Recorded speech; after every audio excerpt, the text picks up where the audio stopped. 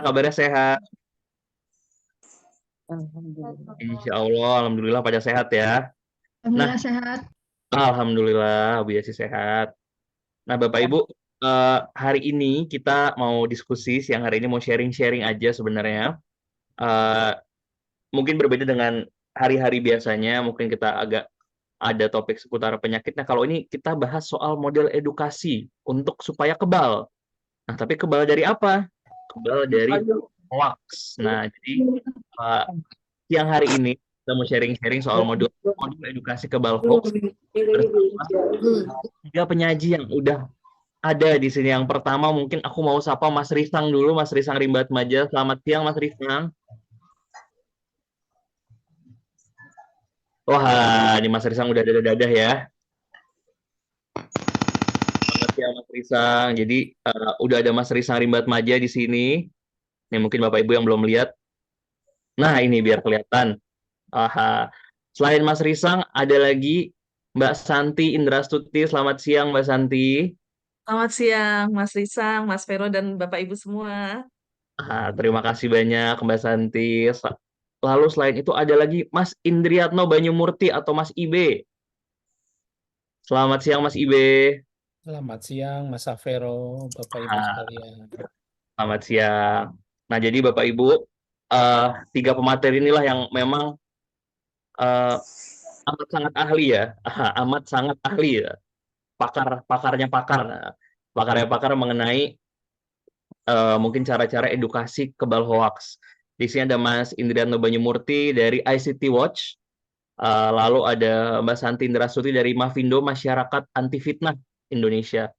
Lalu ada Mas Risang dari Forum Kemisan, dari RCCI dan UNICEF dan banyak lagi lah pokoknya kalau Mas Risang.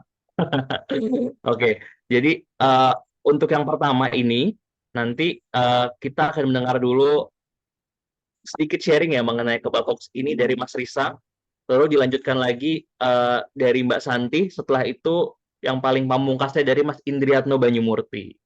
Gitu. Nah, untuk pertama kami ingin mempersilahkan Mas Risang mungkin untuk membahas mengenai modul kebal hoax ini gimana sih Mas Risang? Silahkan Mas Risang. Waktunya mungkin sekitar 10 sampai 15 menit. Oh, eh, terima kasih Mas Vero. Ini maksudnya apa? Membahas modulnya. Nah, Modulnya ya lama loh. sebenarnya Kalau dibahas kan agak lama ya. kenapa? Kita apa namanya sekilas saja ya. Iya, boleh Mas Risang. Kenapa modul itu dibuat dan sebenarnya bangunan-bangunan utamanya apa? Ya, mungkin itu bisa saya share ke teman-teman. Nanti kalau teman-teman mau buat pelatihan yang detail terkait dengan modul itu, ya bisa ke Mas Ibe gitu ya. Mas Risang sama mungkin ya taktik-taktik jitunya lah Mas. Taktik-taktik jitu ketika mungkin diskusi dengan warga mengenai gimana sih cara kita harus apa ya membawa isu yang sebenarnya kita tahu hoax tapi ternyata itu ada penjelasan untuk kita menjelaskan mungkin kepada warga itu seperti apa sih kayak gitu Mas. Iya.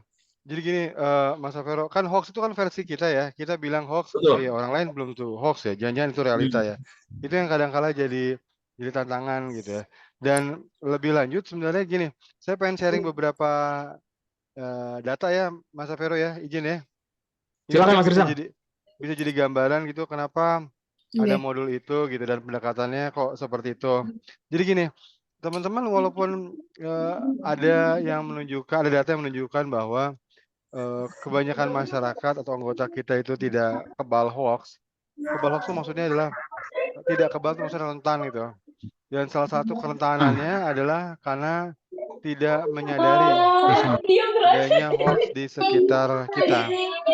Ya, itu adalah satu kerentanan. Jadi kalau misalnya gini, untuk zaman sekarang orang orang punya handphone gitu ya, orang berinteraksi di sosial media, mengakses juga informasi di via handphone ya, sosial media, internet dan sebagainya, itu agak agak agak tanda kutip mustahil gitu ya. Kalau misalnya dia tidak pernah ngeh, tidak pernah dapat apa namanya hoax entah dari sumber manapun gitu ya. Kalau dia tidak menyadari itu, kemungkinan besar memang dia tidak bisa membedakan atau paling nggak tidak bisa mengidentifikasi ini hoax atau bukan. Dengan kata lain dia menganggap itu sebagai sebuah informasi yang valid gitu ya.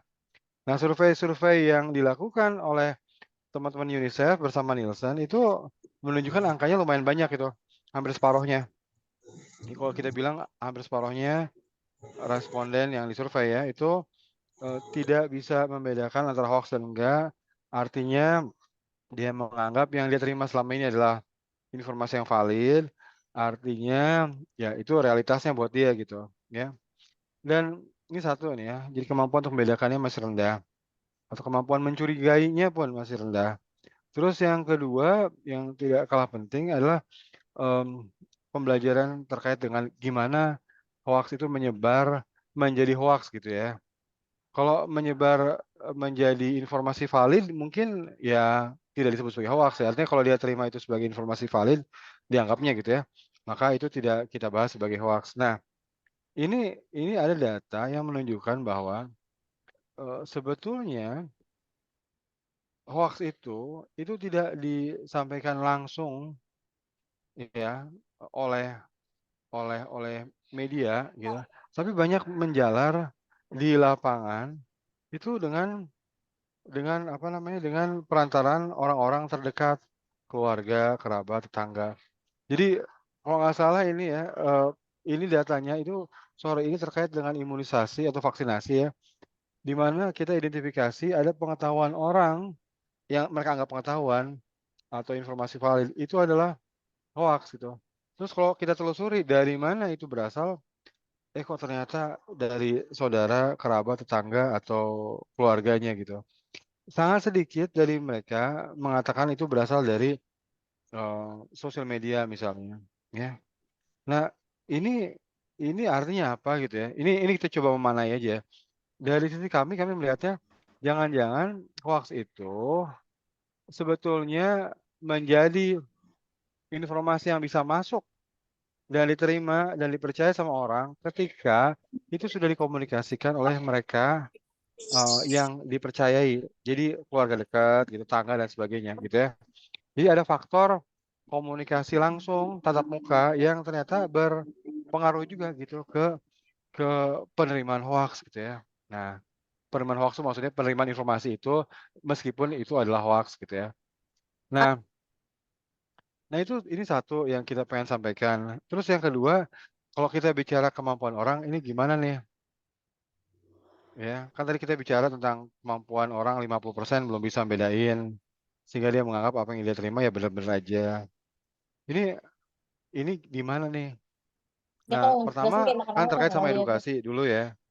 Kalau kita bicara edukasi, itu Oh, jangan statistik kita menunjukkan yang pernah dikit-dikit. mendapatkan edukasi anti hoax itu baru 5%. Jadi sangat kecil. Ya, maksudnya 3% dengan selisih 2% ya kurang lebih 5% lah gitu ya. Masih di bawah Jadi mulai 5%-nya. ini sih langsung Dan aktivitas itu hitungannya sangat sedikit sekali. Dan kalau kita bicara dari mananya, sumbernya, sumber edukasinya, itu kebanyakan dari sosial media. Ya, jadi edukasi-edukasi anti hoax ternyata banyak mengekspos orang dari atau channel sosial media gitu ya. Nah, sementara yang tadi kita bilang bahwa saluran-saluran tetangga, keluarga, kerabat itu ternyata belum banyak yang bisa bisa apa menjadi saluran edukasi anti hoax yang signifikan ternyata menurut risetnya ini ya. Nah, terus realnya sekarang gimana kemampuan warga itu? Buat mereka yang bisa mengidentifikasikan hoaks ya, atau paling nggak mencurigai lah gitu. Itu ada di mana nih, apa namanya, dimensi pengetahuannya? Atau dengan kata lain, mereka tuh bisa mencurigai satu satu konten itu hoaks atau enggak tuh dari aspek apanya sih gitu. Kalau kita pelajari aspek-aspek yang digunakan orang, itu ada aspek yang dalam kelompok kognitif, emosi, sama elemen yang mudah atau praktis. Kita bilang ini sebenarnya seperti Q gitu, tanda-tanda ini loh apa hal-hal yang mudah yang belum tentu masuk akal ya, tapi itu ada hal mudah yang kemudian membuat mereka bisa jadi curiga gitu. Jangan-jangan gitu ya. Nah, yang masih dominan kalau kita lihat pengakuan orang yang bisa membedakan hoaks itu ada banyak di level kognitif ya. Terus sebagian ada di level emosi, sebagian lagi adalah elemen yang mudah atau praktis. Jadi misalnya yang emosi tuh misalnya dia bisa ngelihat, oh ini fotonya mancing emosi, kalimatnya provokatif, judulnya lebay, itu yang sifatnya emosi. Jadi memang kan hoax tuh banyak menyasar emosi gitu ya. Dan sebagian besar mereka yang bisa mengidentifikasi itu mainnya di emosi juga. Ada juga yang levelnya, kognitif. Artinya di sini dia butuh kemampuan analisis yang lumayan gitu ya, masuk akal atau enggak, logis atau enggak, sumber infonya gimana. Itu ngomongin tentang, kecakapan yang kognitif. Lalu ada juga hal yang mudah, mistypo, ya, huruf kapital, kelihatannya mencatut gitu, kesannya mencatut ya, atau hal-hal praktis seperti ajakan, sebarkan, viralkan. Nah ini jawaban-jawaban dari responden yang disurvei melalui survei Nielsen UNICEF. Nah, sebetulnya secara praktis ya, kalau menurut hemat kami, secara praktis karena hoax itu kebanyakan, artinya banyak gitu ya, nyebar kemana-mana. Mestinya sih yang dominan untuk diketahui oleh orang awam, ya, itu adalah yang elemen yang mudah praktis, itu yang utamanya. Yang kedua itu elemen emosional, dan yang ketiga yang terkhusus buat orang-orang yang memang mau mikir, mau menganalisis, punya ya kemampuan kognitif yang lebih, nah baru kognitif. Jadi urutan yang ideal, kalau dalam konteks Indonesia yang saya pahami kelihatannya, mestinya ada elemen mudah yang praktis yang diketahui lebih banyak orang, elemen emosional lumayan, dan elemen kognitif ya buat sebagian orang lah. Jadi harusnya itu diagramnya nggak arah dari kiri kanan kayak gini, tapi menanjak ke kanan, harusnya gitu ya. Nah ini mungkin yang jadi PR untuk edukasi anti hoax gitu ya.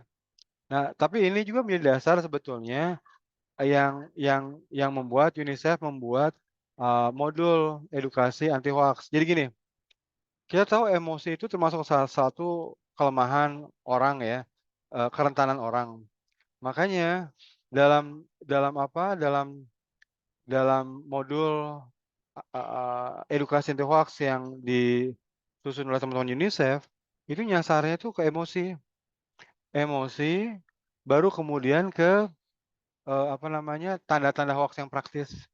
Itu diharapkan bisa membuat orang-orang awam yang bukan ahli, ya kalau misalnya selevelnya Mas Safero misalnya, kan udah membahas hoax cukup lama, jadi ngerti gitu detail-detailnya. Tapi buat orang mengikuti edukasi yang detail seperti itu kan kesempatannya sedikit. Terus belum tentu juga orang punya minat ke sana. Dan secara kognitif apakah bisa memahami gitu ya, ke arah sana kan belum tentu. Makanya kita harus cari sebetulnya model edukasi yang umum, yang bisa diserap oleh umum dengan mudah dan bisa diikuti orang dengan mudah. Makanya nyasarnya itu ke urusan emosi sama urusan, Q atau ciri-ciri mudah gitu ya. Nah itu yang sebetulnya dikembangkan sama UNICEF ya. Hoaks untuk emosi misalnya, itu jelas gitu karena hoaks kebanyakan memang menyasar emosi. Dan kalau orang udah terkena elemen emosinya, elemen kognitifnya sebenarnya nggak bisa berjalan dengan baik gitu, karena udah dihinggapi ketakutan, kekhawatiran, atau rasa senang gitu, rasa bahagia dan sebagainya. Nah, maka itu kalau dalam modulnya edukasi anti hoax-nya UNICEF, itu kita pengen bantu orang untuk mengenali aspek atau elemen hoax yang menyasar emosi, supaya orang itu lebih lebih terpagari gitu loh. Oh kok saya senang ya, oh kok saya sedih ya, oh kok saya takut ya. Nah, mempertanyakan saja hal-hal seperti itu dalam bentuk verbal gitu ya, dalam hati ya. Itu nanti secara teoritis itu membantu orang untuk mengakses otak baru lah kita bilang ya, neokortex. Jadi gini, kalau dalam pembagian otak kan kalau teman-teman itu udah paham lah gitu ya, bahwa otak itu kadang-kala dibagi jadi 3 bagian berdasarkan kemampuan reaksinya gitu ya. Ada reptil insting gitu yang cuma lawan, lari gitu ya, atau kayak gitu-gitulah gitu ya. Terus ada mamalia yang responnya lebih ke emosi, senang, sedih gitu, takut. Lalu ada otak, baru neokorteks yang berpikir atau kognitif, yang high kognitif. Nah, kemampuan untuk berpikir itu bisa terhalangi kalau misalnya dia terperangkap oleh perasaan tertentu gitu. Emosi terutama ya. Kayak misalnya kalau orang terima telepon dari bank mengabarkan dia dapat sayembara 1 miliar. Ya entah karena saat itu lagi apa gitu pikirannya atau lah kebutuhannya seperti apa, keinginannya seperti apa, membuat dia emosinya meluap-meluap sampai ketika disuruh untuk bayar pajak duluan 10 juta baru kemudian dapat sayembaranya dilakukan juga, ya. Dengan kata lain dia pada saat itu tidak bisa mengakses otak barunya, ya. Nah karena itu di pelatihan edukasi anti hoax-nya UNICEF itu kita latih agar orang itu kemudian bisa membaca perasaannya dan keluar dari kungkungan perasaannya. Supaya apa? Supaya dia bisa mengakses neokorteks atau otak yang berpikir dan kemudian bisa melakukan tindakan yang benar. Nah, untuk proses berpikirnya pun itu tidak bisa yang tadi itu ya, proses yang susah-susah gitu kalau untuk warga biasa. Kita harus mulai mengedukasi warga dengan hal-hal yang simpel. Simpel, jangan misalnya kita bilang untuk edukasi atau hoax, misalnya kita bilang, "Perhatikan kalimat-kalimatnya apakah koheren atau enggak," gitu loh. Informasi yang ada tuh koheren atau enggak. Koherensi informasi itu kan apa, konsumsi kognitif yang berat ya. Ini ngomongin tujuannya ini kok caranya begini, kok dibilang pihak lain, oh itu kan repot ya. Jadi jadi itu apa namanya, hal yang terlalu kompleks untuk umum bisa mencerna. Makanya butuh yang elemen tadi tuh yang kelihatannya belum banyak, menyebar di masyarakat kita, elemen yang mudah-mudah, tanda-tanda yang mudah-mudah aja. Resikonya memang bisa babat banyak informasi, tapi nggak apa-apa, itu kan pembelajaran juga. Misalnya gini, kalau hurufnya besar-besar, itu semua kapital, udah hoaks lah itu. Ya mungkin kebetulan ada informasi yang valid hurufnya besar ya kemakan juga. Tapi nggak apa-apa, itu kan mestinya jadi pembelajaran bahwa kalau nulis berita pun harus benar gitu ya. Nah, atau yang lain-lain gitu. Jadi itu yang harus kita, bantu sebetulnya sebarkan ke masyarakat gitu. Hal-hal mudah yang bisa dipahami, hal-hal mudah yang bisa jadi tanda tanda sorry, tanda Q, tanda gitu ya, "Ah, ini hoaks ya, ah, ini bukan." Tanpa harus berpikir panjang, tanpa harus dulu cek cek ke tempatnya Mas Safero gitu ya, anti hoaks cek, atau mungkin ke Mavindo cek apa itu ya, Kalimasada. Itu kan proses panjang ya. Mungkin hanya teman-teman yang jadi aktivis aja tuh yang mau melakukan itu. Kalimasada, mohon dicek berita ini apakah hoaks atau enggak, terus nunggu kabarnya gitu. Tapi mungkin kalau awam, ya udahlah yang simpel-simpel aja gitu. Oh, judulnya warna merah, ini sih hoaks nih. Atau judulnya panjang tuh. Kan ada tuh koran-koran kuning tuh yang generasi apa, pasca reformasi tuh kalau nulis panjang-panjang tuh judulnya tuh. Si ibu mencuri ini, terus suaminya marah begini, oh panjang, terus di bawahnya titik-titik-titik. Ya, udahlah anggap aja hoaks itu ya. Ya salah sendiri kalau buat judul kayak gitu, dalamnya kan juga banyak tipu-tipuan gitu. Nah ini yang mungkin bisa ditekankan dan itu yang sebetulnya sedang dicoba juga. Nah, dan yang tidak kalah penting adalah dari sisi pembelajarannya. Gimana pembelajaran edukasi anti hoaks itu. Karena kalau ngarahnya itu ke emosi sama Q atau tanda-tanda gampang, jangan disamakan dengan model pelatihan atau edukasi yang untuk orang kampus yang lamanya berapa JPL gitu ya, bawaannya serius, ya karena serius di kampus gitu ya, terus kemudian ada PowerPoint, ada dosennya dengan segenap teorinya gitu, itu mungkin terlalu berat gitu kalau buat warga biasa. Kalau maunya model yang ringan-ringan gitu ya, yang bisa siap pakai untuk di warga, ya udah modelnya main-main aja. Nah, makanya mungkin teman-teman UNICEF juga mengambil elemen-elemen KAP untuk edukasi anti hoax ini. KAP itu komunikasi antar pribadi gitu ya, yang sebetulnya mengambil dari tradisi oral masyarakat Indonesia, tradisi ngobrol sebetulnya, yang membedakan dengan tradisi baca yang mungkin dominan di masyarakat barat dan berbeda dengan tradisi oral. Kalau tradisi oral kan berarti harus ada lawan bicaranya, harus ngobrol, nggak bisa sendiri gitu. Lalu kemudian kalau kita ketemu orang, kan kita nggak bisa main kritik, main babat. Sama, kalau kita ketemu orang yang percaya suatu informasi yang sebetulnya hoaks, itu kita nggak bisa main babat kalau ketemunya langsung. Kalau kita buatnya dalam bentuk leaflet gitu ya, poster, kita bisa bilang aja, "Oh, jangan percaya sama ini adalah ini." Itu kan nggak ketemu gitu. Coba ketemu langsung. Apalagi kalau orangnya adalah tokoh masyarakat atau orang tua kita atau kakak kita. Kan nggak bisa kita main babat gitu, main salahkan, nggak bisa. Nah kalau KP itu yang berbasis tradisi oral kita bilangnya, ya udah tetap apresiatif, ngobrol, bercanda aja, senang-senang aja. Tapi dari situ kita usahakan agar, kita bisa memasukkan klarifikasi-klarifikasi supaya orang itu punya pikiran alternatif gitu, dari apa yang dia percaya selama ini. Nah kurang lebih seperti itu sih Mas Severo ya, kalau kita bicara approach-nya modul edukasi anti hoax-nya UNICEF gitu ya. Detailnya banyak gitu, cuma biasanya kan satu pelatihan ya, takutnya entar kalau saya bawa ke detail juga nggak asik juga gitu ya. Betul, Mas. Ya, saya stop di sini dulu ya. Oke, Makasih ya. Thank baik. you. Mas Isang, terima kasih banyak, Wan. Jadi paham nih kira-kira latar belakangnya apa, terus yang membuat masyarakat itu secara umum meyakini bahwa informasi itu hoax itu dilihat dari mananya gitu. Karena juga ya risetnya ada hasilnya macam-macam dari huruf kapitalnya atau yang lain-lain gitu. Dan terima kasih banyak Mas Risang, Bapak Ibu. Ini sambil paralel berjalan, kalau Bapak Ibu ada yang mau ditanyakan, ada yang mau didiskusikan, silakan bisa dituliskan di kolom komentar atau kolom chat ya. Jadi silakan Bapak Ibu tuliskan apa yang mau diskusikan atau apa yang mau ditanyakan di kolom chat. Nanti di akhir sesi akan coba dijawab satu persatu oleh teman-teman narasumber yang hebat ini gitu. Oke. Terima kasih banyak Mas Rizal. Selanjutnya mungkin kita beralih sejenak ke narasumber kita yang paling cantik hari ini, Mbak Santi Indrastuti, karena memang di antara narasumber yang lain beliau lah satu-satunya perempuan, jadi memang yang paling cantik.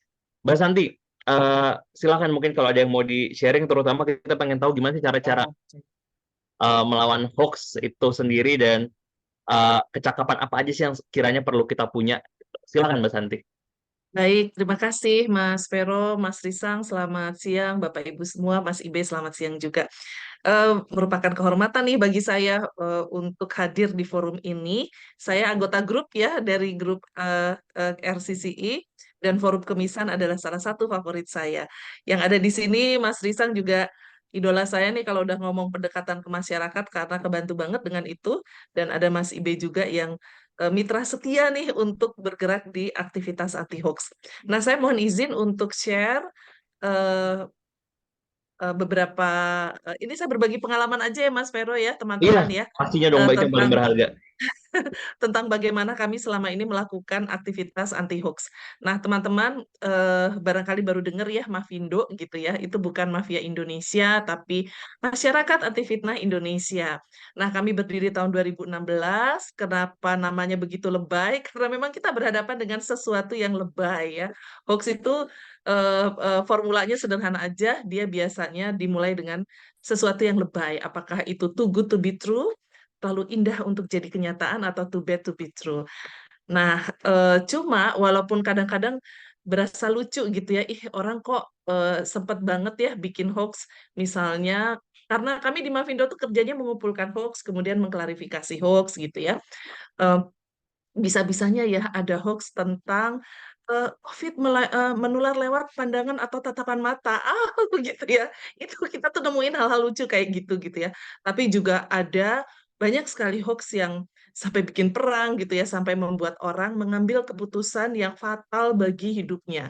Saya kira teman-teman semua masih ingat Bapak Ibu ya, bagaimana di masa pandemik gitu ya, kita berhadapan dengan sejumlah hoax yang dalam tanda kutip ya mematikan gitu ya, sudah bunyinya menakut-nakuti gitu ya, kemudian menyesatkan, fakta-faktanya itu ya dimanipulasi sedemikian rupa, tapi kok orang tetap percaya gitu ya, padahal kita semua tahu gitu ya, sebenarnya nggak usah jauh-jauh lah ngomong soal bagaimana melakukan verifikasi yang cukup rumit ya bagi kebanyakan masyarakat Indonesia, seperti yang disinggung oleh Mas Risang tadi gitu ya, cukup pakai akal akal sehat aja gitu ya. Kita tuh sebenarnya harusnya sudah tahu bahwa itu tuh kayaknya nggak masuk akal banget gitu ya. Nah, tapi masalahnya adalah begitu orang terserang emosinya, maka kemudian rasionya itu jadi eh, jongkok gitu ya. Nah, oke. Tadi Mas Risang sempat menyinggung ya ada hoax dan ada juga informasi yang belum jelas kebenarannya. Nah, itu yang kita sebut dengan rumor atau gosip gitu ya. Kalau hoax ini informasi keliru yang seolah-olah benar gitu ya. Kadang-kadang orang tidak sengaja menyebarkan hoax karena nggak tahu gitu ya. Tapi ada juga yang memang dengan sengaja mendesain hoax informasi menjadi hoax. Dan kita udah ngelihat contohnya dalam berbagai situasi. Nah, kemudian ada juga yang namanya rumor atau gosip. Nah, ini sebenarnya berbeda dengan hoax. Yang namanya rumor atau gosip itu informasi yang belum jelas kebenarannya. Artinya dia bisa benar, bisa juga salah. Nah, supaya tahu benar salahnya, kan harus dibuktikan. Tapi pembuktiannya juga nggak gampang gitu ya. Kadang-kadang kita butuh waktu, malah sampai bertahun-tahun untuk tahu bahwa rumor itu ternyata benar, ujungnya seperti apa. Nah, buat kami di komunitas anti hoax, baik hoax maupun rumor kita perlakukan sama sebagai informasi yang jangan disebarkan gitu ya, karena memang resikonya tinggi gitu. Dampaknya seperti apa? Nah, ada banyak sekali dampaknya, tapi saya kira nanti teman saya, mitra saya Mas Ibe itu akan membahas lebih jauh lagi. Cuma yang jelas kita mah udah tahu semuanya ya, teman-teman, Bapak Ibu semua ya, betapa hoax itu membuat hidup kita gitu jadi kacau balau beliau gitu ya. Nah, oke. Kenapa hoax bisa terjadi? Kenapa? Ya jelas tadi itu sudah disampaikan, itu menyasar emosi gitu ya. Kemudian juga membuat kita juga tidak bisa berpikir kritis. Akhirnya ke sini-sini berhadapan dengan begitu banyak informasi, maka semakin penting sebenarnya kita semua memiliki kemampuan berpikir kritis ya. Nah, sekarang gimana nih cara melawan hoax ya? eh, ini berdasarkan pengalaman kami sehari-hari gitu ya di Mavindo ini. Kita bisa pakai jalan pendek, bisa juga pakai jalan panjang. Nah, apa nih yang bisa? Mari kita lihat perbedaannya ya. Kalau jalan pendek, oke saya sampaikan ini dulu aja deh. Nah, ini roadmap untuk action kami gitu ya. Bapak dan Ibu, karena ini adalah semua sebagian besar dari tenaga kesehatan ya, gitu ya. Itu pasti udah tahu banget ya bagaimana situasi yang terjadi ketika virus menyerang. Nah, logika ini sebenarnya kami pakai nih Bapak Ibu untuk menjalankan kegiatan anti hoax, untuk melakukan edukasi anti hoax supaya kebal hoax. Jadi yang namanya virus itu kan yang namanya pandemi epidemi kan terjadi ketika ada virus, kemudian kita mencoba mencari antivirusnya untuk ngeblok virus tersebut dan mematikannya. Tapi ternyata nggak cukup cuma itu aja ya, Bapak Ibu ya, teman-teman semua ya. Jadi kita juga tetap harus mencari vaksinnya supaya kalau itu terjadi lagi, maka kita sudah punya kekebalannya. Nah, logika ini kita pakai sih Bapak dan Ibu untuk melakukan gerakan anti hoax juga gitu. Jadi yang jadi virusnya sekarang ini adalah hoaxnya, informasi yang toxic, hate speech dan sebagainya ya. Lalu ini harus diatasi dengan segera nih. Antivirusnya apa nih gitu, buat ngeblok virus tersebut supaya nggak nyebar kemana-mana, supaya badan yang terjangkiti itu bisa segera sembuh gitu ya. Nah, kalau dalam konteks hoaxbuster gitu ya, kita kemudian melakukan kegiatan jangka pendek. Nanti saya perlihatkan seperti apa ya, apakah berupa patroli digital, apakah berupa hukum kemudian melakukan tugasnya dan lain-lain. Lalu ada juga jangka panjangnya, menciptakan vaksin kebal hoax. Nah, nanti kita bahas juga ya. Tapi gambaran besarnya seperti ini nih Bapak Ibu ya. Nah, terus apa yang kita lakukan nih dengan short termnya? Kita lihat dulu ya edukasi yang jangka pendeknya. Eh, Tadi sudah disampaikan juga ya, orang tuh suka keliru dengan hoax gitu ya. Maka kemudian kita ajarkan, kita publikasikan, kita usahakan orang bisa mengidentifikasi hoax, mengenali ciri-ciri hoax, memperkuat critical thinking ya, lawan dengan cara berpikir yang kritis ini ya, lawan dengan akal sehat. terus kita publikasikan juga sumber-sumber resmi gitu ya. Betul, periksa hoax itu bukan barang mudah gitu ya. Nah, maka kemudian kami menyediakan nih banyak kanal-kanal yang bisa disediakan, baik dari media sekarang juga sudah ikut serta ya menjadi bagian dari ini gitu ya. Teman-teman di RCCI juga punya ini sendiri ya, kanal sendiri untuk periksa anti hoax gitu ya. Nah, itu selalu kita promosikan kemana-mana, selalu merujuk pada sumber resmi. Pusing banget mikir sendiri, ya udah nggak usah mikir, ini udah ada para pemeriksa fakta yang keren-keren, hasilnya valid, mangga silahkan dipakai. Nah, tapi kita butuh nih sebanyak-banyaknya orang nih untuk melakukan siskamling digital. Nah, teman-teman semua, Bapak Ibu ya, kalau hoax-nya ada di media sosial, kan langsung kelihatan ya, kita bisa report, bisa lapor gitu ya, langsung di take down. Tapi gimana coba kalau misalnya hoax-nya beredar pada dark web? Yang kita sebut dengan dark web itu adalah yang bangsanya sejenis dengan WhatsApp group ya. Kan kita hanya bisa mengklarifikasi kalau orangnya ada di situ ya, kalau kita jadi bagian dari situ. Nah, makanya kita kemudian mendorong orang sebanyak-banyaknya nih untuk menjadi bagian dari WhatsApp group gitu ya. Yuk lakukan bareng-bareng siskamling digital. Jadi sama-sama ngeronda gitu ya, bisa ngelihat, bisa membaca, oh ini nanti kecenderungannya akan hoax dan sebagainya gitu. Nah, itu hanya bisa dilakukan orang yang ada di grup itu. Jadi itulah yang kemudian yang jangka pendeknya yang juga kami promosikan. Hasil klarifikasi, Mas Rizal udah tahu banget nih sedihnya kita gitu ya. Klarifikasi itu nggak gampang, tapi hoax selalu menyebar jauh lebih cepat daripada klarifikasinya. Klarifikasinya keluar, viralnya beda sama hoaxnya. Kita pernah dapat hasil dalam sebuah seminar tuh saya pernah dengar gitu ya bahwa hoax itu viralnya 6 kali lipat daripada klarifikasinya. Nah, bayangin ya betapa jalan panjang banget ya untuk ini ya melawan hoax. Makanya kemudian kita dorong teman-teman juga untuk mempublikasikan hasil klarifikasinya. Nah, 6 tahun nih dari 2016 ya, oh hampir 8 tahun ya, saya ada dalam lingkup ini gitu ya. Kalau kita lawan juga dengan emosi, aduh Mas Vero, kayaknya saya udah kurus kering gitu ya, atau udah udah kena mental banget gitu ya.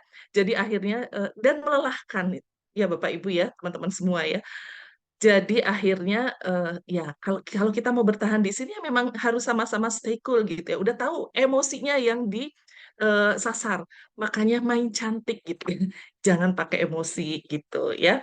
Nah, itu yang jangka pendeknya. Terus jangka panjangnya gimana? Nah, kita perlu mencetak sebanyak-banyaknya agen literasi digital supaya apa? Itu modal kita untuk membangun ekosistem informasi yang sehat. Agen literasi digital itu yang gimana sih dan siapa sih? Siapa aja yang ada di ruang digital maupun non-digital ya, di ruang komunikasi. Karena hoax itu kan bisa di ruang digital, bisa juga di ruang digital. Nah, siapapun itu harus tahu, gap, ngguh. Tahu artinya punya kemampuan dasar nih untuk berhadapan dengan informasi gitu ya, untuk tahu menavigasi informasi, milih yang oke itu yang mana gitu ya. Kalau tanggap, begitu ada sesuatu bisa merespon dengan tepat. Kalau tangguh, nah responnya tuh nggak cuma untuk diri sendiri, tapi bisa ngajakin yang lainnya sehingga terbentuk ekosistem informasi yang lebih bagus kayak gitu ya. Jadi itulah tahu, tanggap, tangguh itu yang kita inginkan kompetensi dari agen-agen literasi dimanapun gitu.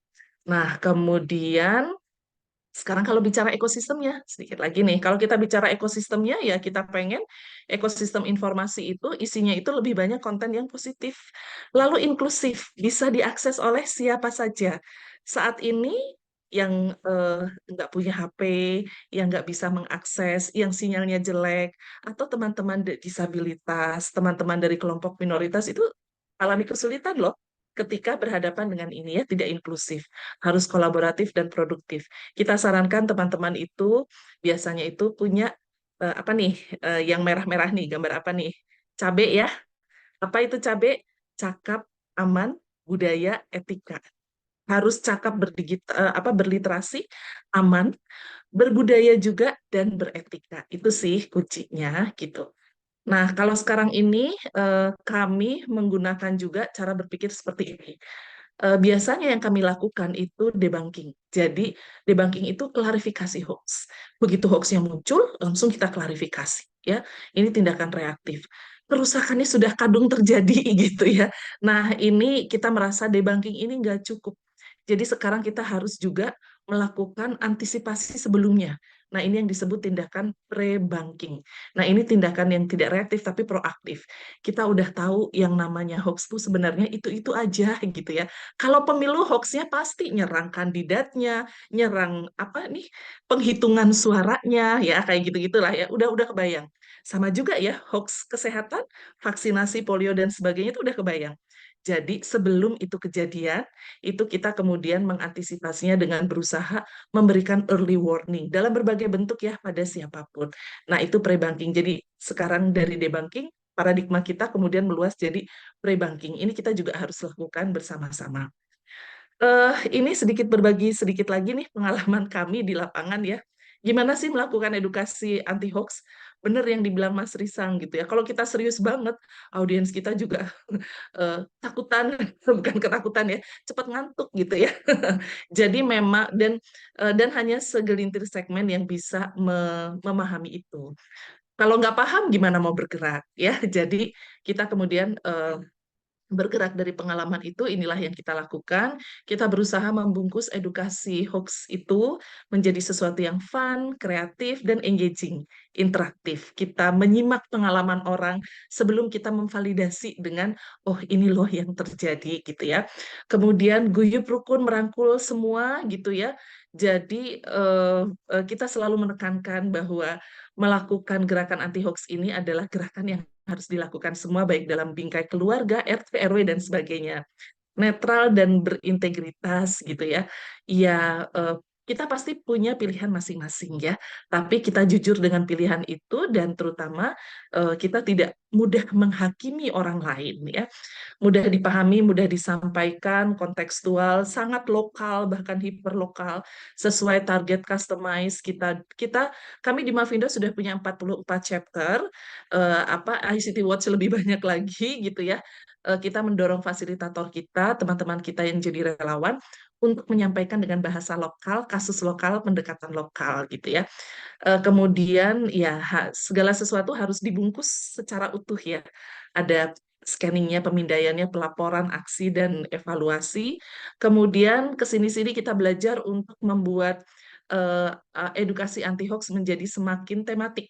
Jadi kalau biasanya kan periksa fakta itu dilakukan ABC, tapi ternyata ketika gempa terjadi dan ada hoax gempa susulan buyar semuanya. Nah, ternyata memang setiap isu, setiap konteks itu ada langkah-langkahnya sendiri. Kita sekarang membuat yang seperti itu. Oh, kalau berhadapan dengan hoax kesehatan seperti apa, hoax bencana seperti apa, hoax politik seperti apa, dan sebagainya, gitu ya.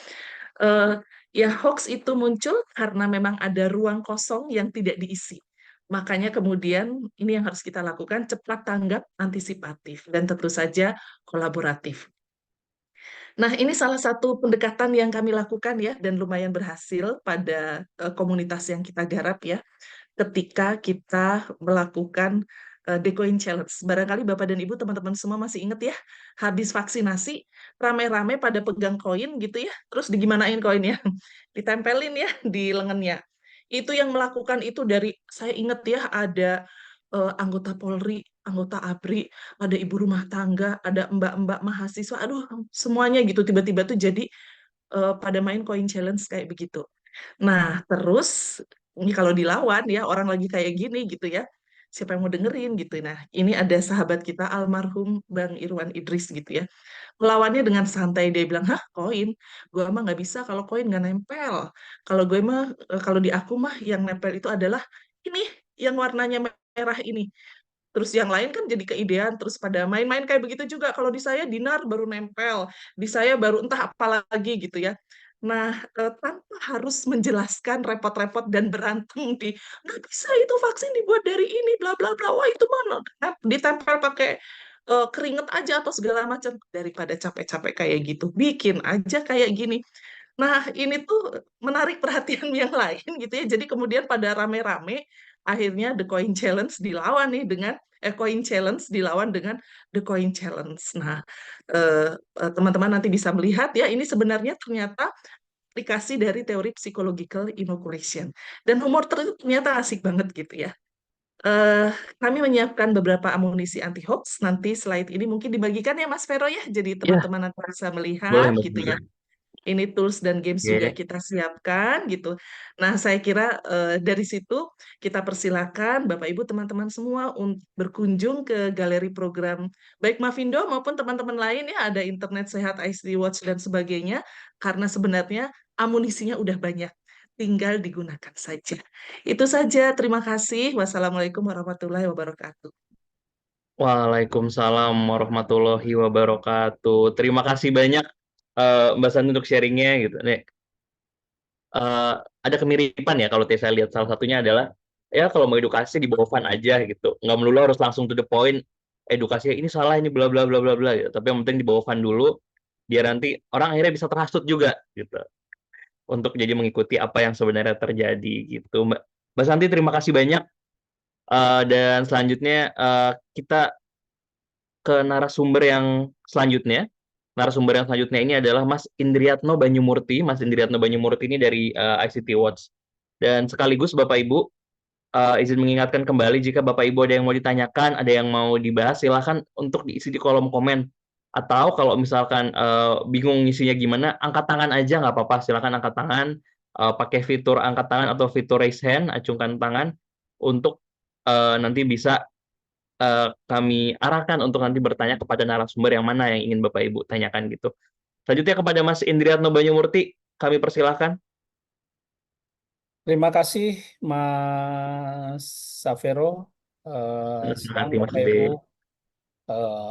Makasih Teh Santi yang sudah dan Mas Risang yang sudah mengawali. Jadi mungkin saya melengkapi sedikit saja tadi yang sudah disampaikan. Saya singkat aja. Jadi izin sambil share screen juga. Silahkan. Ngomongin hoax emang apa ya, susah-susah gampang ya. Kadang-kadang kita dengan mudahnya bisa mendeteksi itu sebuah hoax, tapi kadang-kadang juga enggak. Dan ini bentuk edukasi apa, bentuk penyampaian apa yang perlu kita dorong sebenarnya ke masyarakat. Oke, sebelumnya saya ingin coba putar video ini kalau bisa.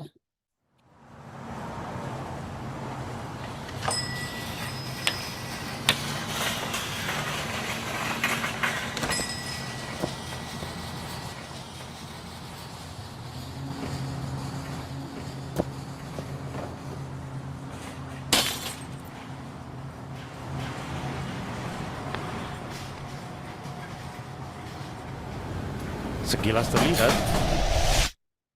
Yakin itu benar. Ini videonya Teh Santi, sebenarnya video teman-teman Mavindo. Cuman kalau kita lihat dari video tersebut sebenarnya kan bisa kelihatan ya apa, kadang-kadang di kita itu menangkap sebuah informasi itu hanya penggalan kecil, sepotong aja, tapi kemudian kita dengan mudahnya menyimpulkan dan terkadang tanpa klarifikasi. Apalagi ya di media sosial ya, kita ngelihat informasi di WhatsApp segala macam, kemudian dia begitu relate sama pengalaman hidup kita merasa bahwa wah iya bener, kayak gitu ya. Jadi kita selalu membenarkan sesuatu yang belum tentu benar sebenarnya. Oke, saya lewat aja ini. Nah, ini yang menarik sebenarnya adalah di sini.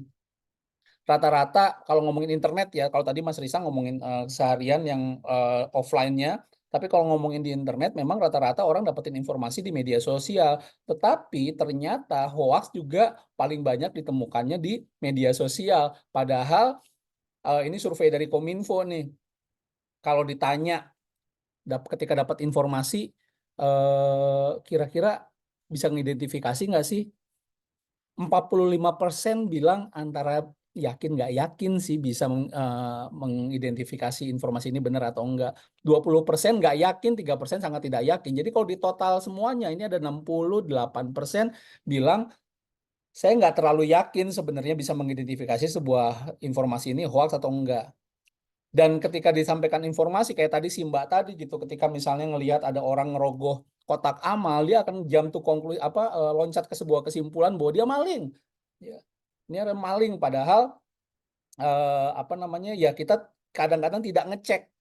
Bagian besar juga masyarakat Indonesia bilang ketika dapat informasi itu nggak pernah ngecek benar atau enggaknya informasi tersebut. Nah, kenapa sih kita bisa percaya hoax?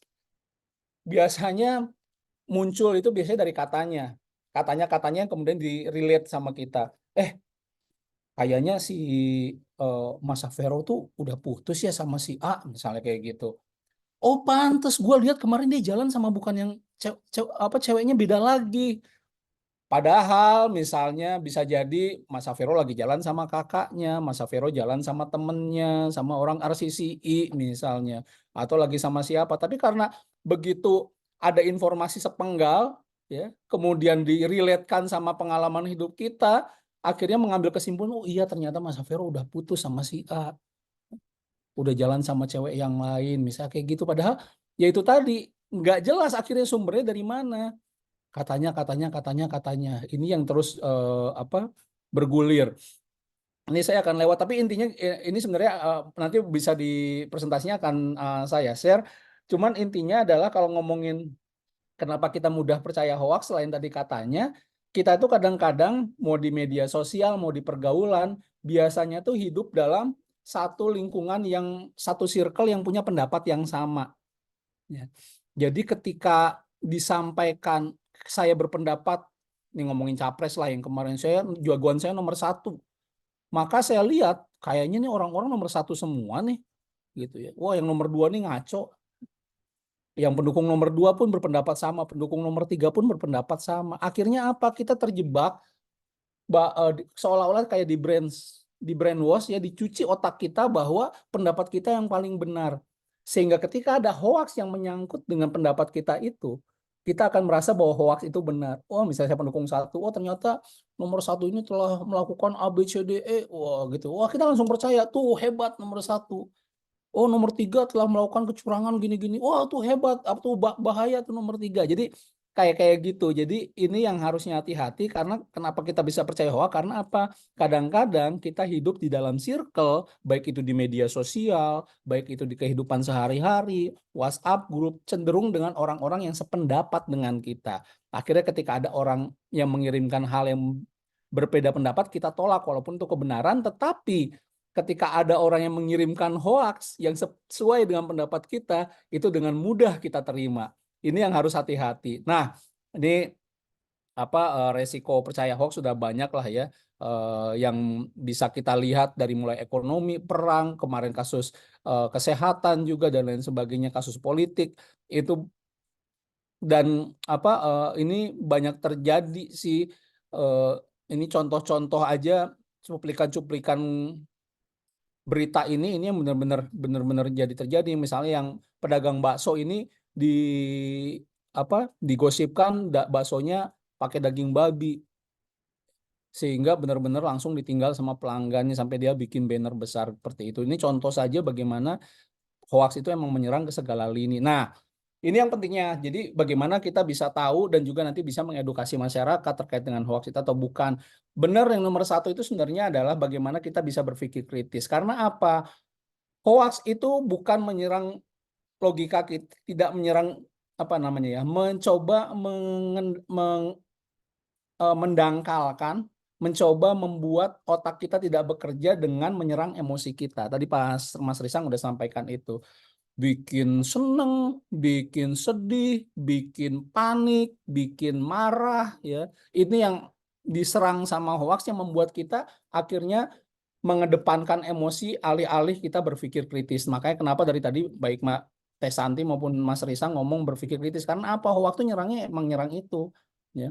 Minta diviralkan. Kalau misalnya Bapak Ibu nerima informasi di ujung-ujungnya ada permintaan, saya sih walaupun benar pun saya akhirnya malas gitu. Bagikan jika siapa tahu informasi ini bisa menyelamatkan salah satu nyawa di keluarga Anda. Aduh, gitu. Atau misalnya kalau yang berbau agama, jika membagikan humor saja mudah, kenapa tidak membagikan ayat baik ini gitu ya. Itu bukan ayatnya yang hoax ya, tapi kadang-kadang suka ditambahin bumbu-bumbu yang kadang-kadang tafsirnya tidak sesuai dengan ayatnya. Ini yang harus hati-hati, nggak jelas sumbernya atau nipu gitu, yang ngomong wah ini Risang Rimbat Maja ini pernah bilang bahwa gini, padahal Mas Risang nggak pernah ngomong apa-apa. Nggak logis, ini yang harus hati-hati. Kadang-kadang karena emosi sudah pikiran sudah tertutup gara-gara emosi, informasi yang tidak logis pun sering dengan mudah kita terima dengan menjadi sebuah kebenaran, dan judulnya kadang-kadang provokatif. Saya pernah baca misalnya berita sekarang tuh, media-media juga aneh. Ini sebenarnya nggak hoax sih, cuman akhirnya bisa dipersepsikan sebagai hoax. Dulu pernah ada vokalis band yang meninggal dari Bandung, kemudian ada berita eh, seniman asal Bandung meninggal dunia, koma, intinya tulisannya koma, Arman Maulana _2 innalillahi. Kalau saya bacanya kayak gitu mungkin pada tahu. Tapi ada orang sepintas baca seniman asal Bandung meninggal dunia, Arman Maulana. Ya.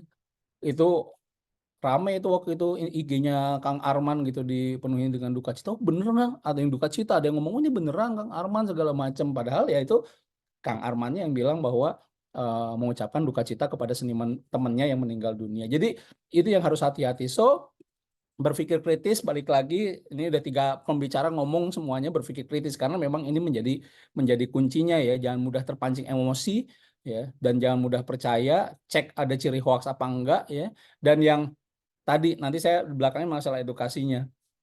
Ini tadi contoh ini salah satu tools yang bisa teman-teman pakai, Bapak Ibu pakai untuk mengklarifikasi sebuah informasi ini benar atau tidak. Ya, tadi ini di dalamnya ada tools-tools dari Mavindo, ada teman-teman dari Cek Fakta, dari media ya, dari Kominfo juga ada. Ini bisa dicek di sini atau ngelaporin, termasuk juga, wah ini ribet tadi misalnya Mas Risang, memang ini nggak mudah. Nggak semua orang bisa pakai tools seperti ini. Sekarang kan udah mulai lebih mudah lagi, misalnya pakai WhatsApp. Teman-teman silahkan simpan nomor ini atau scan QR code-nya 0859 21 600 500. Di sini kalau misalnya dapat informasi yang meragukan, misalnya tentang polio gitu ya, atau informasi tentang ada telur palsu, coba cek di sini. Nanti Mavindo ini WhatsApp-nya Mavindo ini yang ininya oleh bot sih, bukan orang ya, akan membalas misalnya kalau telur palsu ada 5 hoax yang telah ditemukan, 5 hoax terbaru yang ditemukan oleh Mavindo, nanti akan di-share ke kita lewat WhatsApp. Ini mungkin akan lebih mudah ya, Bapak Ibu untuk mengklarifikasi. Tapi ini dijadikanlah sebagai media saja, media untuk bisa mengedukasi masyarakat gitu ya. Syukur-syukur mereka bisa menggunakannya, tetapi kita ya nggak tahu, masing-masing orang beda-beda. Tadi Mas Risang sudah menegaskan bahwa yang penting adalah bagaimana kita bisa menyampaikan ke masyarakatnya. Nah, lalu yuk makanya kita bantu edukasi ke masyarakatnya. Gimana cara bantu edukasi ke masyarakat?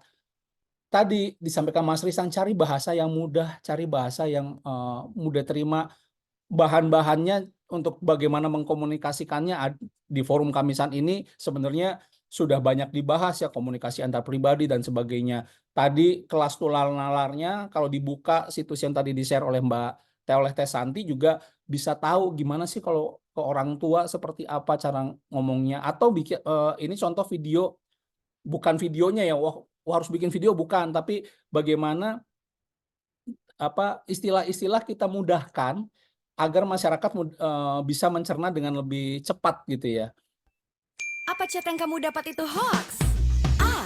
Amati isinya. B. Baca sampai habis. C. Cek sumbernya dulu. No hoax di WhatsApp, ingat ABC. Apa kira-kira yang mudah diingat gitu, misalnya ABC, amati isinya, baca sampai habis, cek sumbernya. Ini kita dorong, atau apalagi yang kira-kira mungkin Bapak Ibu di daerah punya slogan-slogan yang lebih mengena gitu dengan menggunakan bahasa daerah, bahasa lokal, mungkin lebih baik gitu ya. Jadi tapi ini contoh-contoh aja. Saring sebelum sharing. 3S, saring sebelum sharing. Jadi kalau nerima informasi itu jangan langsung di-sharing, jangan langsung di-forward, tapi disaring dulu. Saring dulu apanya? Cek dulu informasinya benar atau enggak. Sabar dulu sebelum sebar, 3S berikutnya. Yuk sabar, Bapak Ibu, kalau nerima informasi jangan gara-gara informasinya tadi bisa membuat kita berpahala atau menyelamatkan keluarga kita atau justru menyerang suatu gitu ya. Kepancing emosinya kita langsung sabar, wah menghina agama segala macam, langsung sebarin. Sabarnya nggak ada, ini yang harus hati-hati. Lalu bagaimana komunikasinya? Nah, komunikasinya sebenarnya seperti ini. Kalau misalnya ini saya ada kejadian real ya Bapak Ibu, ketika saya dapat ada om saya gitu ya nyebarin yang ngirimin informasi yang ternyata hoax, saya langsung klarifikasi. Wah ini hoax om, ini hoax Pak Le gitu ya. Ini udah dibahas di grup lain. Jawaban Pak Le saya simple. Oh terima kasih nak. kamu memang paling pinter, Pale orang yang paling bodoh. Itu kan nggak enak banget ya Bapak Ibu. Oleh karena itu jangan langsung klarifikasi, dengerin dulu, ditanggapin dulu, diapresiasi. Ya.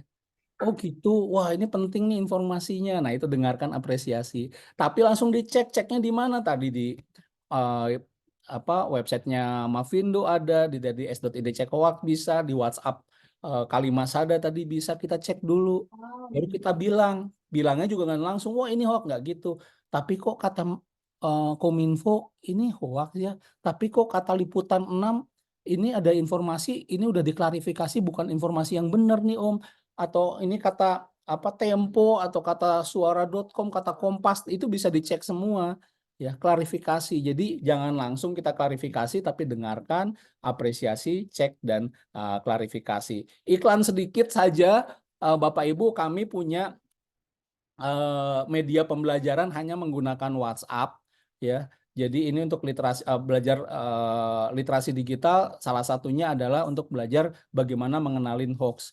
Jadi nanti ini nomor teleponnya 0811 1059 9977. Ini kalau kita ngobrol nanti akan dibalas sama sama tokoh tokoh imajiner yang namanya Kainat ya. Kainat ini nanti akan menuntun kita belajar bagaimana kita misalnya mengetahui sebuah informasi itu hoax atau bukan, jenis-jenis hoax itu seperti apa, bahayanya seperti apa. Nah ini akan diajak ngobrol, dan ini tidak harus obrolannya harus terus gitu ya sampai beres, enggak.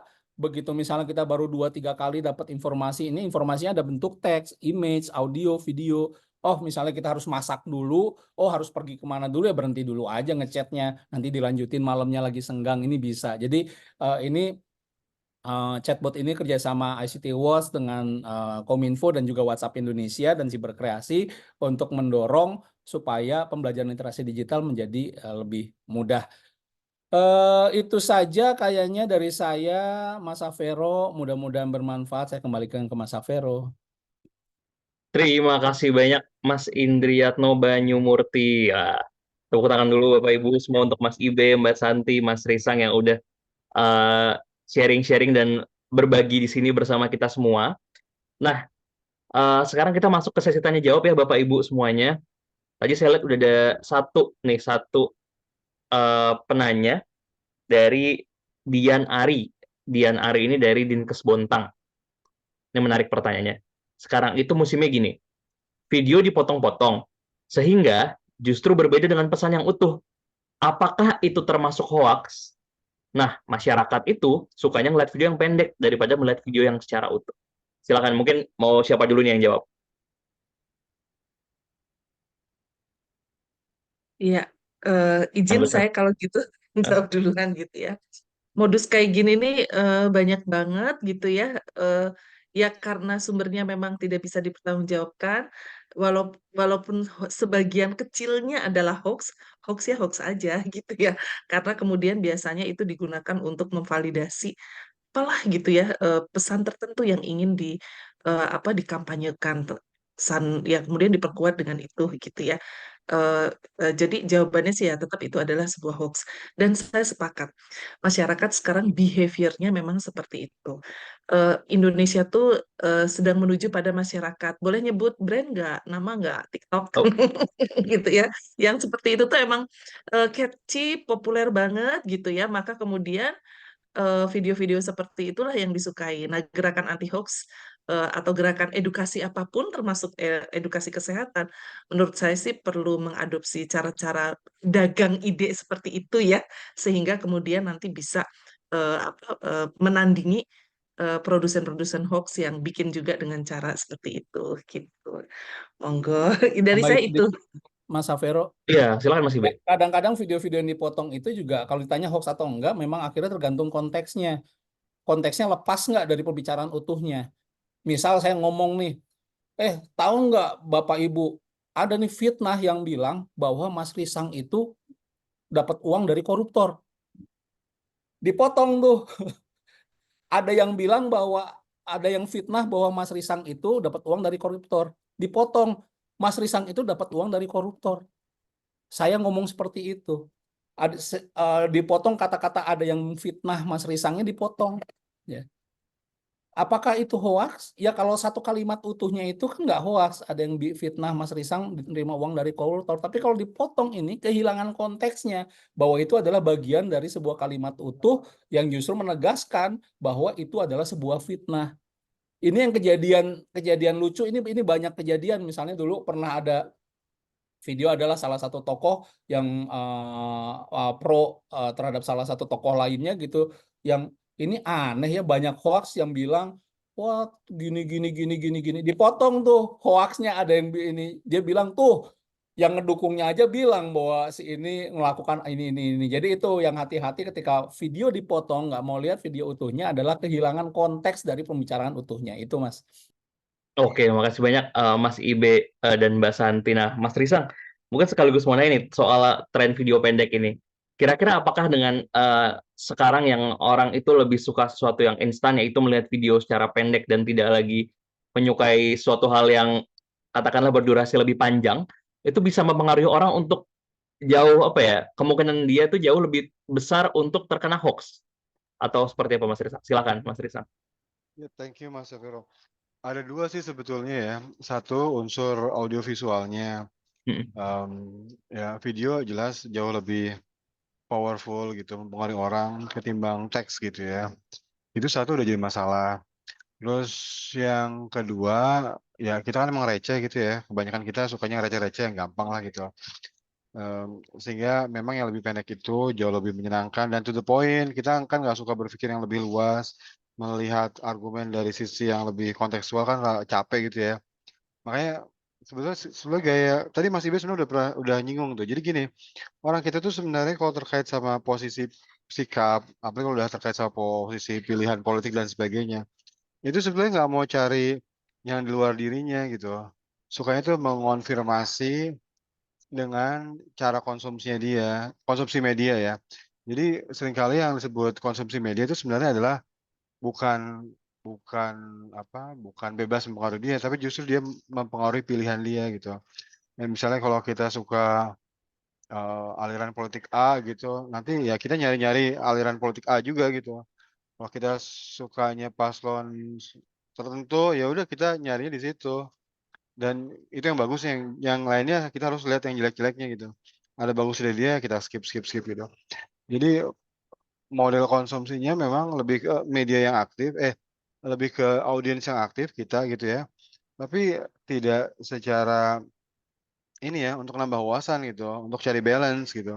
Tapi lebih untuk menguatkan pendirian, sikap yang kita sudah punya. Jangan-jangan ke arah sana. Nah, dari sisi edukasi itu yang menjadi tantangan sebetulnya.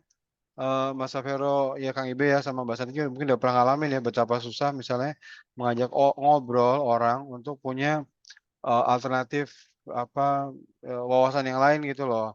Kalau ini nggak gitu juga gitu. Makanya tadi Kang Ibe sebutkan mungkin cara-cara yang lebih halus gitu ya, yang lebih apresiatif gitu, lebih tidak konfrontatif, itu mungkin punya peluang besar. Apalagi kalau kita berhadapan sama orang-orang yang punya posisi lebih tinggi gitu, nggak mau ya harus model-model kayak gitu. Itu mungkin ya Mas Safero ya, respon saya. Mangga, saya Baik. balikin. Terima kasih banyak Mas Risang, Mas Ibe, Mbak Santi.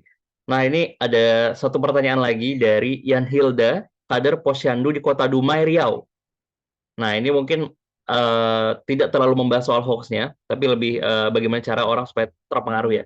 Bagaimana cara yang paling jitu untuk memberikan info yang penting untuk masyarakat, ke masyarakat, mengenai bidang kesehatan, supaya masyarakat itu percaya dan terpengaruh. Ini mungkin Mas Risang dulu boleh nih. Intinya gimana cara memberikan informasi ke masyarakat biar masyarakat percaya dan terpengaruh dengan apa yang kita berikan. Silahkan Mas Risang. Seperti Bu Hilda ya. Bu Hilda, betul. Ya, jadi Bu Hilda dan teman-teman semua itu kita tuh sempat mempelajari sebuah pola di mana orang kita itu nggak banyak dipengaruhi oleh argumen yang logis, teori, hasil riset dan sebagainya. Kalau dia itu tidak mempercayai sumber yang membawanya. Jadi gini, kayak misalnya ini nih, contoh-contoh yang mungkin agak klasik dulu. Antara dukun beranak sama ibu bidan, ya. Kalau sampai tahun 90-an itu kalau nggak diintervensi sama pemerintah, itu saya yakin tuh yang masih mendominasi tuh ibu dukun beranak tuh, paraji kalau kata orang Sunda mah. Jadi, kenapa begitu? Kan bukankah dari sisi tingkat pendidikan, dari sisi kemampuan, ilmiah, medis itu kan Bu Bidan jauh lebih tinggi kan daripada, ibu dukun beranak. Nah ini orang kita tuh nggak mudah ditaklukkan tanda kutip dengan, modal-modal ilmiah, modal-modal teori, modal riset dan sebagainya. Tapi dia mendasarkan penerimaannya terhadap pengaruh orang lain itu pada kepercayaan terhadap narasumbernya. Nah, yang dimaksud kepercayaan itu bukan kepercayaan ekspertis.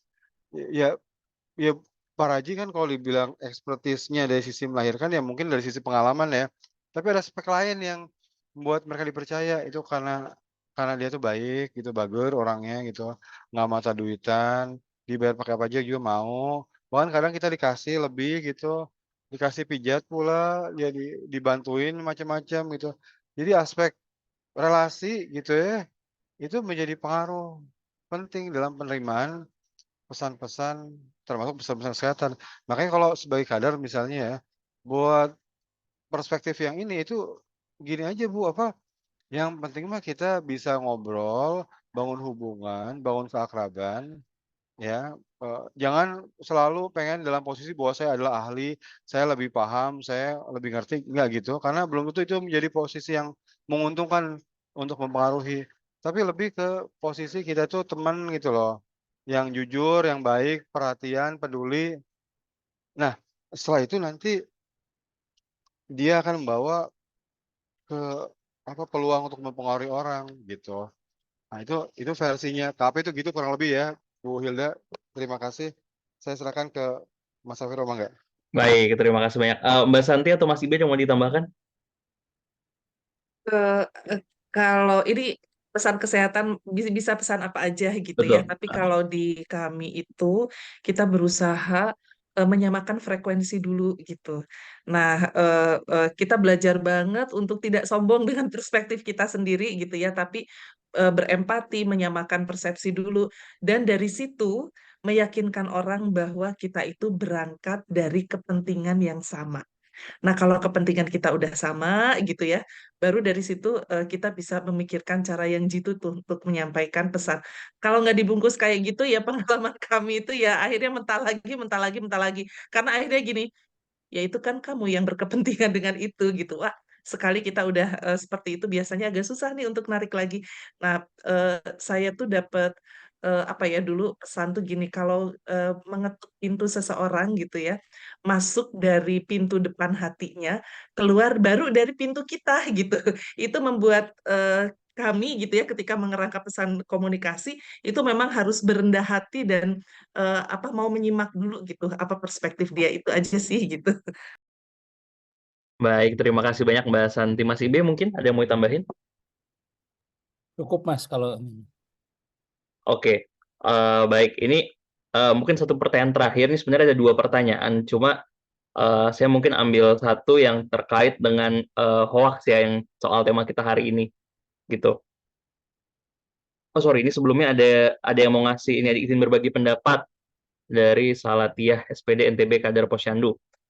Kalau kita ingin cepat dan percaya, kalau kita ingin cepat dan masyarakat percaya mau mendengar apa yang kita sampaikan, bangun emosional dengan masyarakat atau sasaran ambil hatinya. Nah, ini yang udah jelasin oleh Mas Risang dan Mbak Santi tadi juga ya, Mas Ibe juga.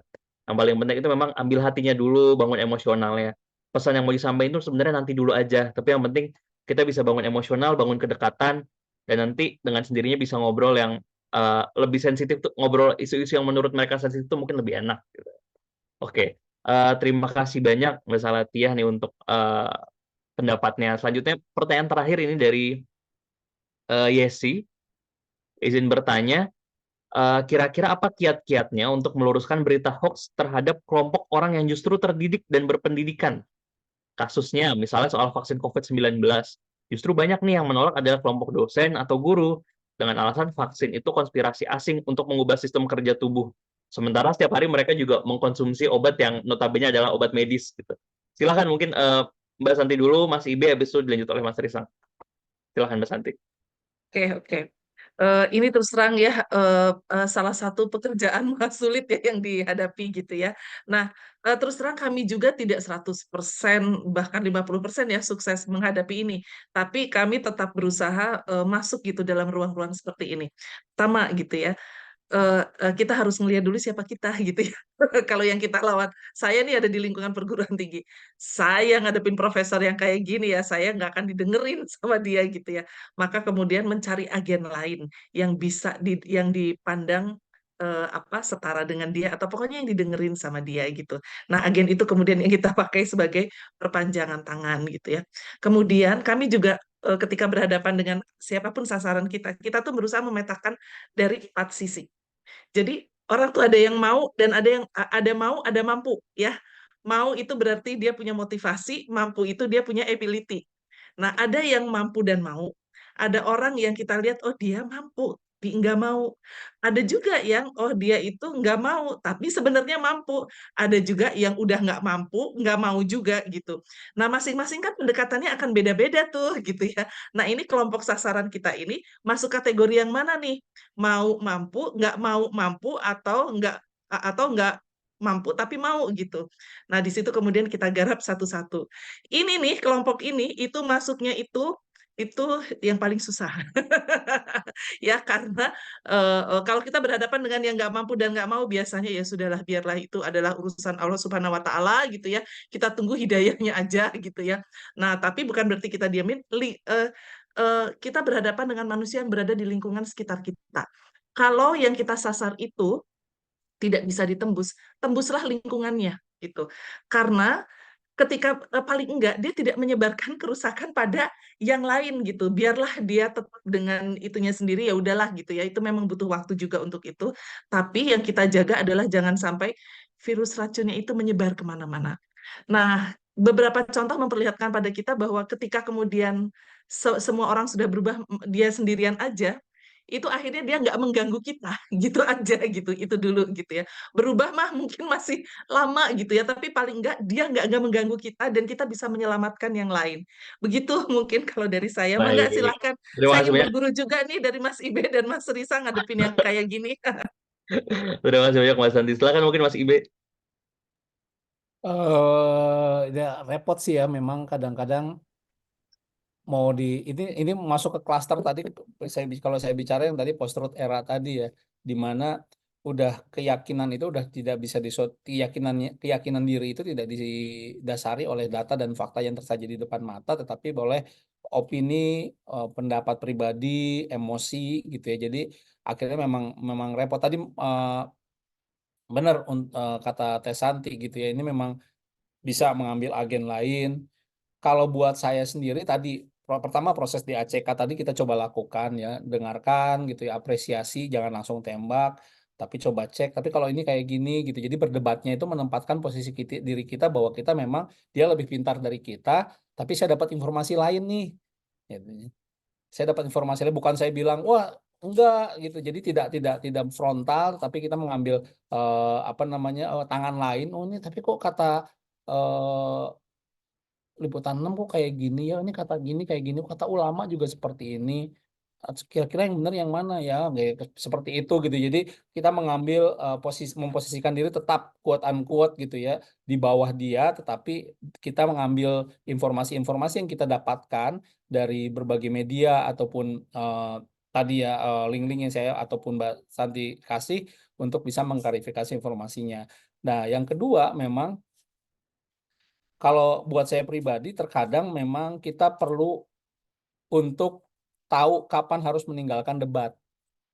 Ya, jadi kalau memang misalnya sudah dalam titik tertentu, udahlah kita jangan habiskan energi untuk di situ ya udah tadi udahlah tinggalkan saja untuk jika memang tidak bisa diubah, tinggalkan saja apa yang bisa kita lakukan telah kita lakukan. Tapi kalau memang tidak bisa berubah juga, benar kata Teh Santi, coba diisolasi saja gitu supaya tidak menyebar ke yang lain, dan yang terakhir ya udah tinggalkan saja.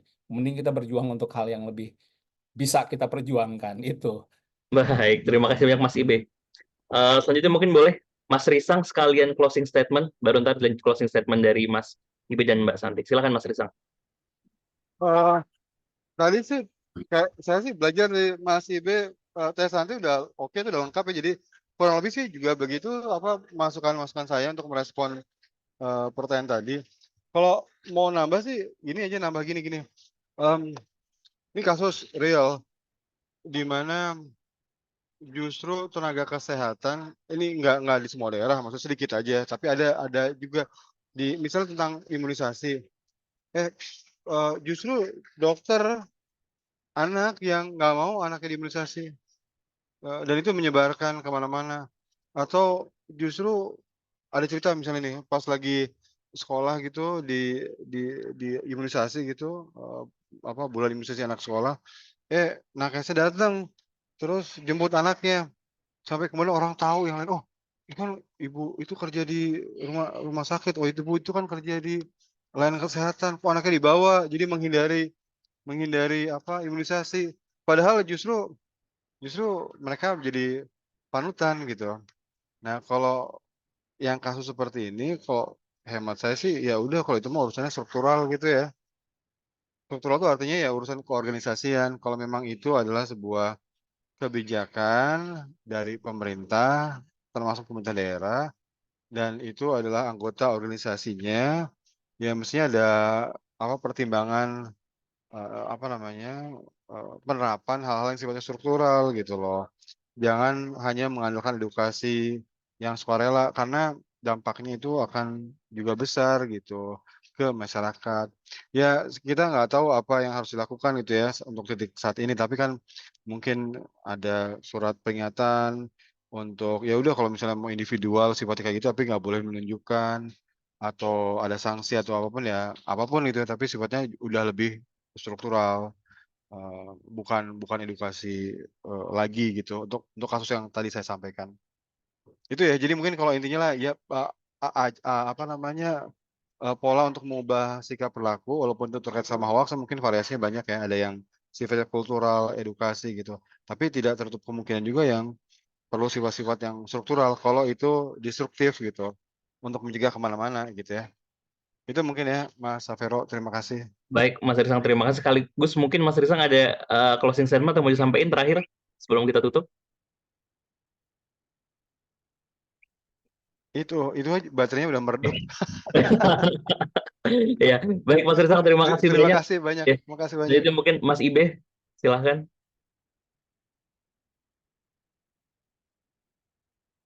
Masih di mute nih Mas Ibe.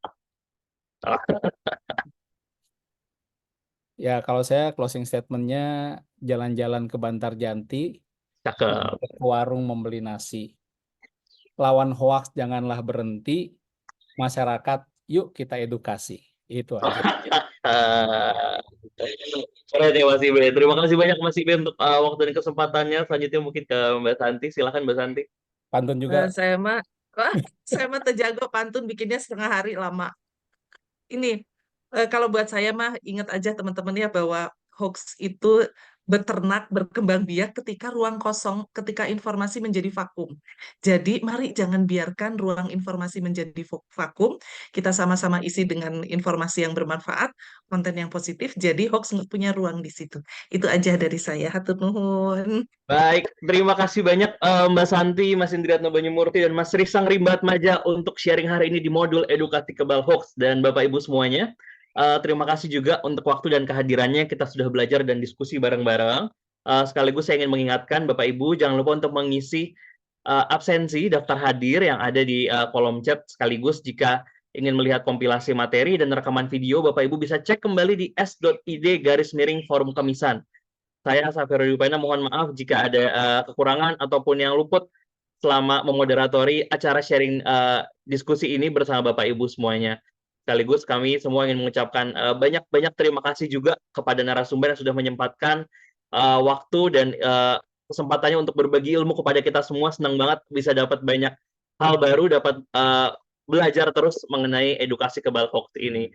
Terima kasih banyak Mas Ibe, Mbak Santi, dan Mas Risang. Semoga sehat selalu. Semoga Bapak Ibu semuanya juga sehat selalu. Terima kasih, sampai bertemu di acara forum kemisahan selanjutnya. Dadah. Terima kasih semuanya. Mangga.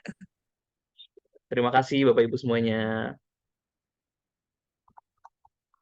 Bapak Ibu silakan kalau masih ada yang belum belum mengisi daftar hadirnya, saya kirimkan kembali daftar hadirnya. Silakan Bapak Ibu bisa isi.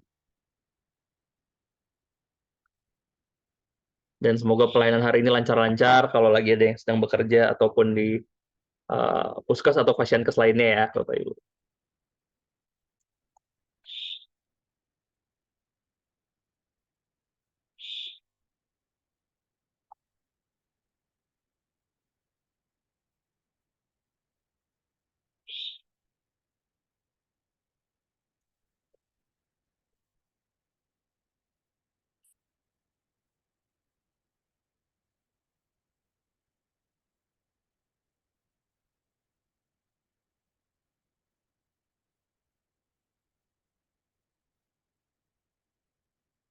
Baik, Bapak Ibu, saya rasa mungkin semuanya sudah ngisi absen juga. Jadi untuk ruangannya izin kami tutup. Sekali lagi terima kasih banyak untuk waktu dan kesempatan yang sudah